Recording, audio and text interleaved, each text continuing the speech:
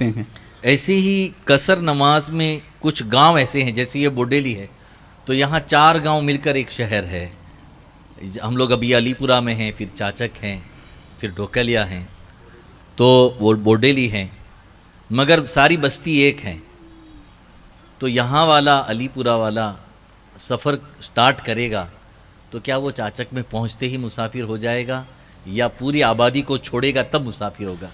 اولاً تو یہ مسئلہ جان لیجئے کہ سفر کی نماز میں جو ہمارے لیے حکم ہے کہ جب ہم سفر شرعی کے لیے نکلے، سفر شرعی کا مطلب کیا ہوتا ہے کہ 92 کلومیٹر 92 کلومیٹر کے ارادے سے اگر آپ اپنے گھر سے نکلے کہ مجھے 92 کلومیٹر یا اس سے زیادہ کسی جگہ پر کام کے لیے جانا ہے، جب آپ اپنے گھر سے نکلیں گے تو اب آپ پر قصر کرنا کب ضروری ہوتا ہے؟ یہ نہیں کہ آپ 92 کلومیٹر پر پہنچ جائیں گے پھر اس کے بعد اب آپ قصر نماز ادا کریں گے، ایسا نہیں ہے۔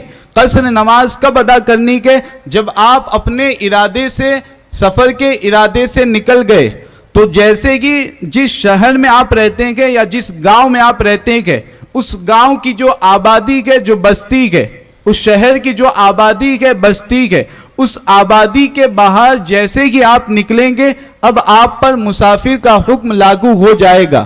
لہذا مثال کے طور پر سمجھیے کہ یہاں سے آپ کو جانا ہے، اب آپ سفر کے لیے نکلے، ابھی آپ 4 کلومیٹر باہر گئے گے، آبادی اور بستی کے باہر گئے، اس کے بعد عصر کی نماز کا وقت ہو گیا، آپ نے سوچا کہ عصر کی نماز پڑھ لیتے ہیں اس کے بعد آگے جائیں گے، تو یہ جو 4 یا 5 کلومیٹر آپ گاؤں سے، شہر سے باہر نکلے ہیں، بستی سے باہر نکلیں گے، تو اس کے بعد بھی اگر آپ نماز پڑھیں گے تو آپ کو مسافر والی نماز پڑھنی ہے، یعنی 4 رکعت والی اگر فرض نماز ہے تو اسے 2 رکعت ادا کرنی ہے۔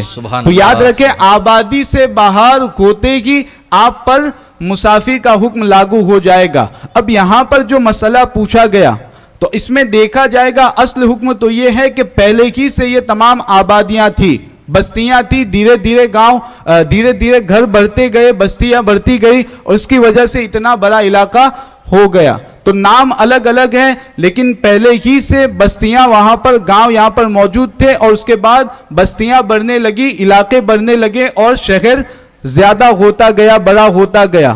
اگر ایسی حالت ہے تب تو پورا ایک ہی شہر مانا جائے گا، اگرچہ نام الگ ہے اس سے کوئی فرق نہیں پڑے گا۔ سبحان اللہ، سبحان اللہ۔ ویسے بھی یہاں گاؤں والوں کو پتا ہے کہ یہ علی پورہ ہے، مگر باہر والوں کو تو یہی پتا ہے پورا بوڈیلی ہی ہے۔ میں خود یہی سمجھ رہا تھا کہ یہ پورا شہر جو ہے وہ بوڈیلی ہے۔ جی، تو وہ بوڈیلی ہی میں شمار ہوتا ہے۔